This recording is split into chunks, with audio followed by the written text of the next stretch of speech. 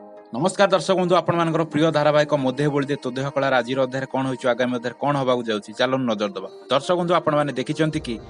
श्रद्धा और अभि को मिसाई और पुनर्मिलन देव और काका और गणेश मिसी उद्यम जारी रखिंट और सिद्धि घरे जा पहुंचती और सिद्धि जा वार्निंग देते निज स्वामी आयुष को केमिति आयत रखिए से जेमिति श्रद्धा पाखक न जाती। सेपटे उमा और तांको माँ जानी देइछन्ति कि एलोरा मेमोरी लॉस एक मिछ बाहाना थिला ओ एलोरा आम सह नाटक करुची ओ श्रद्धा को ए घर बाहर करने पछरे एलोरार संपूर्ण रूपे हाथ अच्छी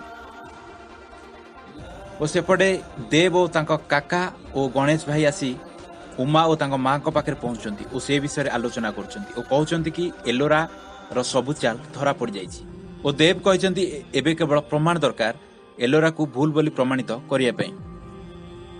और एलोरा भूल बोली प्रमाणित हो सारा पर अभि और श्रद्धांकर पुनर्मिलन संभव हो पारे बोली तांको जेजेमा कहते। सेपटे श्रद्धांक मामूंकर देह भल हो जाइए और से हाथ जोड़ी ठाकुर को प्रणाम करछन्ति। एबे कौन हबो एबे कौन घटिबो श्रद्धा और अभिंकर पुनर्मिलन हबो ना एलोरा आउ किछि नुआ प्लान करी समस्त को पूर्व भली बोका बनेबे। दर्शक बंधु आपण माने कमेंट माध्यम जणातु अभि और श्रद्धांकर पुनर्मिलन हबो ना नाई।